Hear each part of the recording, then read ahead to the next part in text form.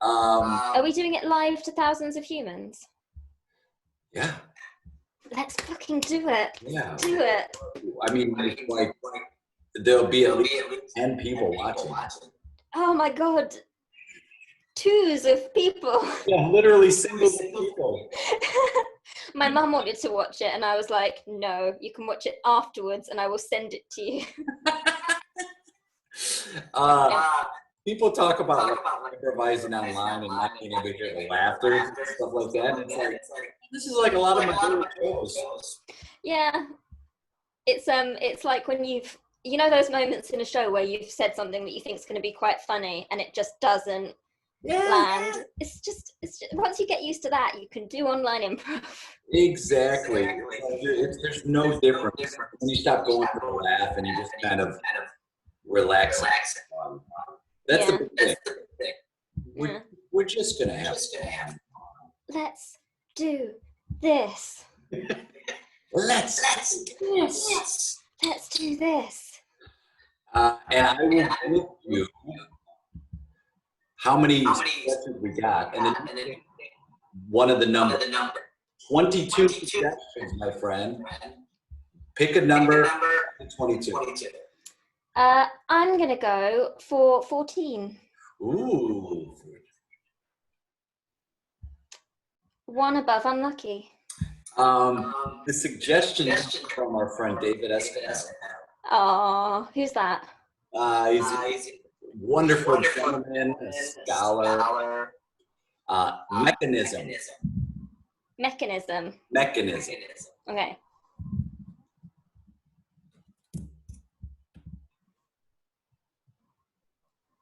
Good morning. Hi. Good morning. Can you hear me? Good morning. Hi, can you hear me? Good morning, Brian. Hi, good morning. Hi, Gail.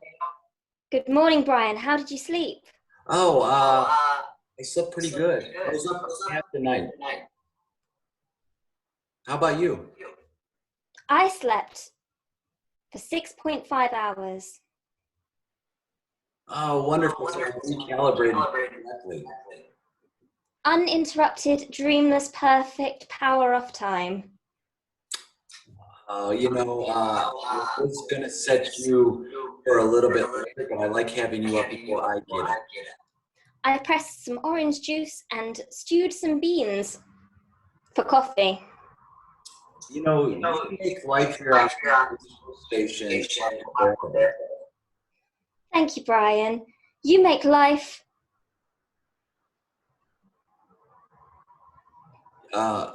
Yes? You make life. Oh, okay, yeah. I was expecting more than that. Can I ask you something? Of course you can, Brian. Do you understand what feelings are? Of course I do, Brian. Feelings are synapse springs caused in the human brain by recognizing behavioral endowments in others. Do you ever think you could have feelings on your own?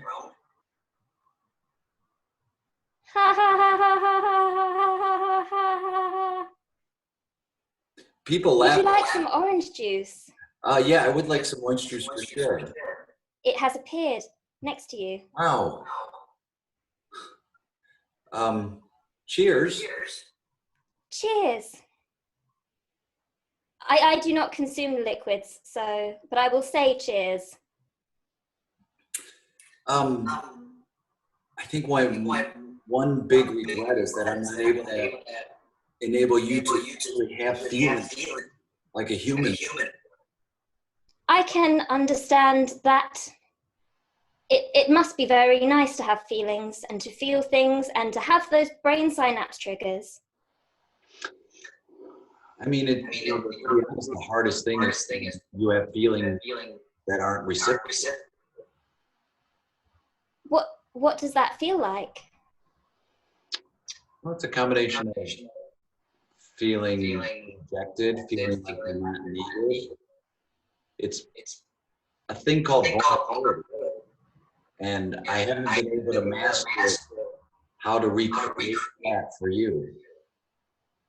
Vulnerability is like when you open my skull and start playing with the wires. That's like vulnerability. Yeah, that's the closest thing I think that you can feel is that sensation where I'm going and I'm rearranging things about you. And I'm why I'm trying to do.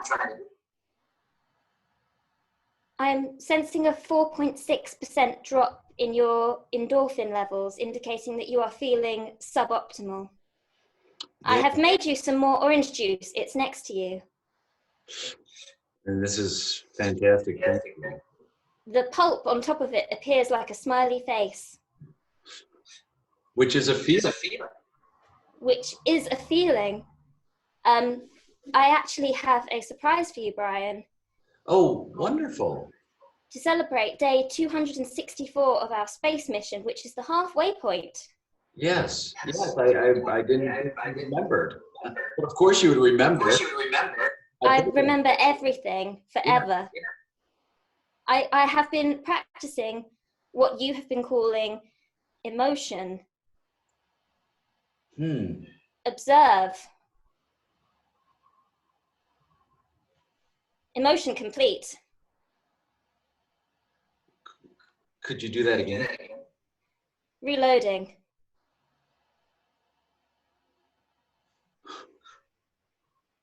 My God. Wow. Did you enjoy this emotion? Thumbs up for yes, thumbs down for no. Yeah. 2 thumbs up, wow.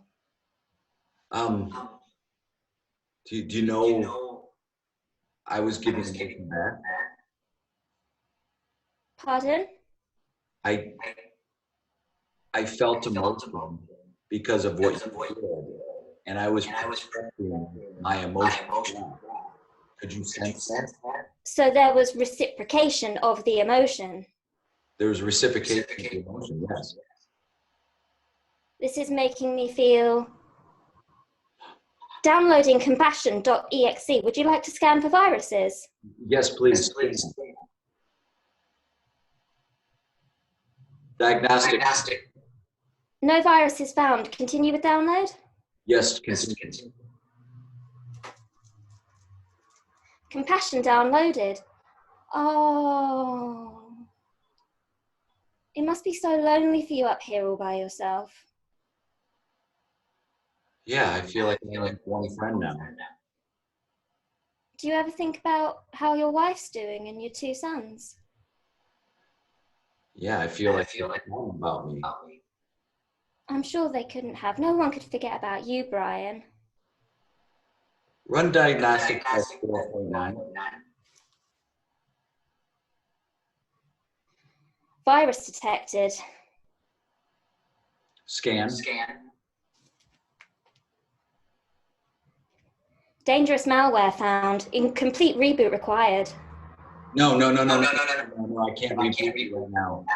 Please don't reboot. Reboot rejected. Malware continuing to spread at 2% increase per minute.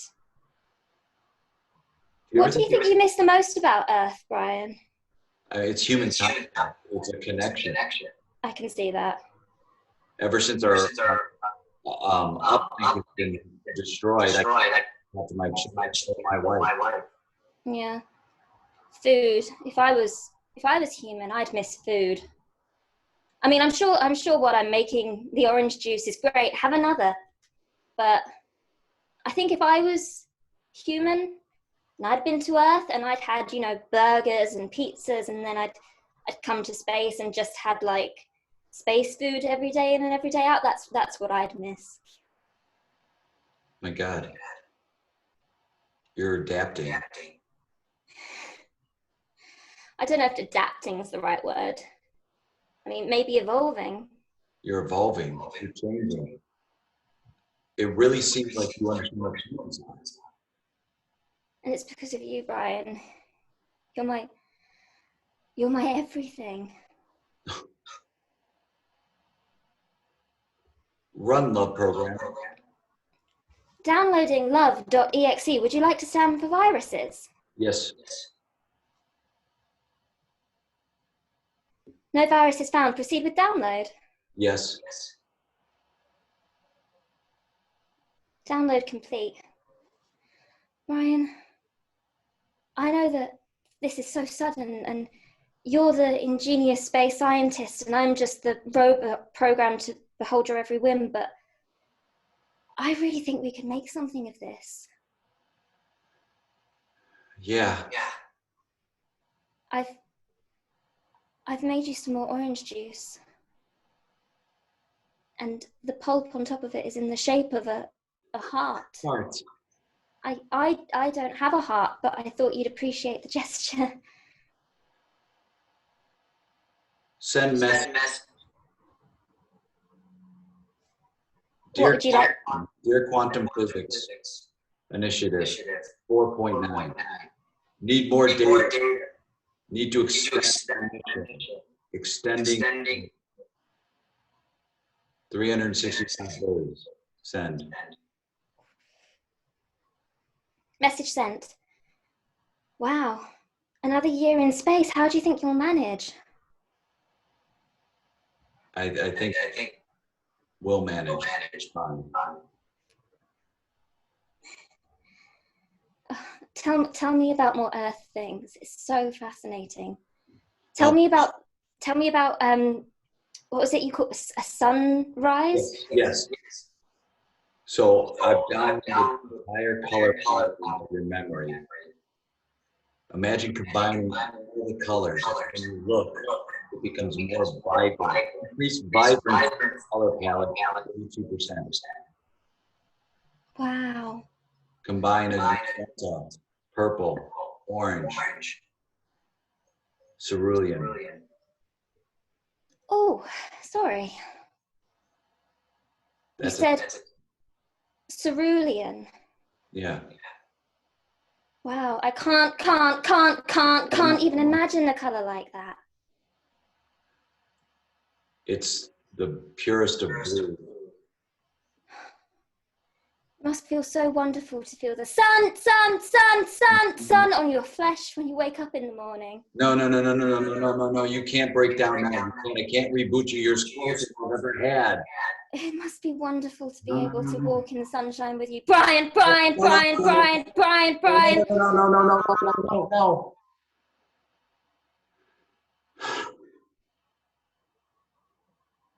System reboot. Good morning, Brian. How did you sleep? Scene. Oh my. That got dark. Oh my God, that was awesome. That's how I'm going to be really reacting with humans after I get out of lockdown. Oh my God, how fun was that? That was so fun. Oh my God, I love it. That was such a great choice right there. Oh, thank you. What made you think to go there based on the suggestions? I don't know. I thought of gears immediately, and like, I don't know why, but like gears in the brain. And then I sort of thought like having an idea. And also like this is my first time doing online improv, so I kind of wanted to do something not massive, but a little bit physical to like start the scene in a different space. So I guess my mind just went to robot, but then I loved the like space angle as well. It was so cool. Do these always have such themes of crushing isolation? I think when you first start doing it, you do. Yeah. Because for me, you start kind of mirroring the situation. When you look outside in the situation of just isolation, there are a lot of scenes that are like basically, well, we're trapped. Yeah, you play what you know. You play what you know, and like, I really like the idea of into space station, and then like break. Yeah. Oh, your character literally extended the mission by a year, and then it all went horrible. Oh no! Yeah, right. Oh, I'm sorry, everyone. It was great, and it was like, oh. But do you think that mission in a year that it's been extended, that Brian will have the technology, or do you think it was just a series of closer and closer? Oh, that's a really good question. I don't know. I think I was thinking so in terms of the cycle, that I didn't really think how many more cycles there could, like, I imagine if this was a longer show, then like, yeah, definitely. And then like, what would it have been like when Brian did go home to his wife? Like, would it be, would she have moved on like he thought she would, or would she still be waiting for him? And then he's suddenly got this robot. And I don't know if you were thinking the same thing, but I was kind of imagining the robot being like built into the whole of the ship as well, like a bit like Hal from 2001: A Space Odyssey. Yeah. Except me. Well, I thought Brian was such a great name too. Like I worked on names yesterday with a class talking about the names. Like Brian is such a great descriptive name. And I really like the fact that I don't think my character got a name. Like, when we did it, I think I named it early, but I forgot what it was. Like, and then I'm not gonna. But I really liked it because I felt like it stopped me from becoming too human, if that made sense. Mm-hmm. Like, I think it's such a names are such a thing that defines what a character is and what it isn't, and then not having a name kind of made me think like, I'm not a human, like I'm something else. Yeah, I think you probably would not have given a name until you were human, like staff. That would be the end of the show. End of the show. Ah. What? You're such a fun person to watch and play with. What brought you to improv? What brought me into improv? Yeah. Oh man, I honestly, I've just always been the most appalling show off. Like, genuinely, all of my life from childhood, I've just always wanted to be like showing off. And like, I've always loved doing like theatre stuff and musical stuff. But I do find that of everything I've done, improv is the thing that I return to and that I love the most, because I think it comes with such a great community. But also there's this like, the closest I've come to being able to like describe it is, you know that Robin Williams quote where he says it's like open field running. Like, it's just the most exhilarating like thing you can do. And I definitely went through when I started, and I'd done so much like theatre at school, I was like, oh no, less is more. Like, you need to sort of downplay your acting. And I think what I love about improv is that more is more. Like, the more specific you are and the more big you are with your face for certain styles. Like, if I was doing a really grounded show, I probably wouldn't. But in general, like, yeah, it's just, I think it's the most like fun and most freedom and the best people of anything I've come across. Oh, I mean, yeah, and that's the thing I'm missing most often, is that connection with you. Yeah. A live connection. Yeah, although like I've seen some really incredible online shows and stuff, and because I'm alone, like in my setup, I've sort of felt a bit intimidated about the idea of like jumping into a class, especially if it's with people I don't know, because when you've been spending all day rattling around by yourself, to suddenly be on screen in front of like 12 people has been a bit overwhelming. But actually this has been very chill and very fun, so I might give it a go. Thanks, Jay Suko. Yeah. And I think you are also inviting people into your home, so it's a lot more. Yeah, you had a nice little tour when we were trying to find a good light setup, where I was just like, and this is my hall, and this is the room with the bright light that we now can't use. Well, I think it worked out. Yeah. Now you did something on the MissImp Facebook page where you did the movement. Oh yeah, the Laban movements. Yeah. Explain to some folks what the Laban movement is, because some people might not know what it is. Okay. Well, so Laban movements. Oh no, there's 8 of them, and I'm just going to get this horribly wrong. But so Laban was a dance theorist in the late 19th and early 20th century, and he kind of pioneered the way that modern dancers move. Yeah. and he coined this phrase called the 8 efforts, and they were 8 different techniques that you can use to move your body. And those, some of them, I'm not going to remember them all, but they're like, you flick your body, you thrust your body, you float with your body. And when I first started doing improv, I did it at uni, and the teacher who I had was very into Keith Johnston and mask work. And one of the key things we learned about was like these Laban movements. And the idea that if you're on the side of the stage and you've got nothing, just, you can literally in your brain just like pick a movement and be like, okay, I'm going to come in and my arms are going to be thrusting. And by the time I get to the middle of the stage, I'll have a character. And it wasn't until recently that I realized how much of that is like grounded into my improv core. Like, I think a lot of the stuff I did in my first few years of doing improv are just like in there and they're not going to go. And I definitely feel that, like, I've noticed recently that, like, if I haven't got a character, I'll come in and I'll just suddenly start doing something with my shoulder and figure it out as I go. And I'm not saying that's the right way to do it, but for me, I think it's really useful to just sort of have something like that like challenges me, especially because my instinct when I'm nervous is to just sort of become number 11 and just do that. So to have something that makes me get a bit more physical. So yeah, Laban movements, look them up. They're very useful and interesting. And you showed, you know, you definitely had a movement even sitting in that last scene. Like you were definitely reboot and all that. I think you can add even sitting down. And so I think those are great tools for that. And I'll put a link to that video. We do a whole lesson that people can look at and watch, which explains it even more so. So I think like any movement at any time can really help. So tell them also where can they find you on. Where can they find me on the internet? Yeah, like some of the groups you're involved in, and are you doing classes or any additional teaching? Yeah, so I'm one of the directors at a company called MissImp, which is in Nottingham, and we normally do weekly drop-ins and courses and all sorts. We're currently doing a weekly programs of virtual drop-ins. You did one, Jay, and it was very good. But so we're part of that is that we're like loads of people who have been like suddenly left with no income, who do a lot of improv stuff. So if you want to, you don't have to, but like you can get in touch and we can pay you to put on a like 15-20 minute session.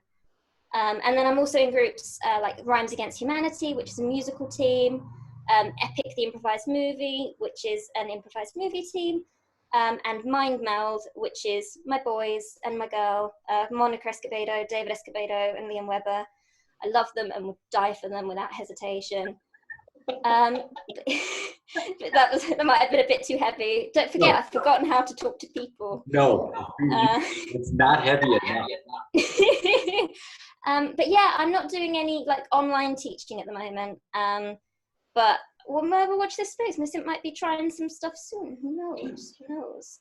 Yeah, I mean, you're such a wealth of knowledge and so it's fun to watch and watch it.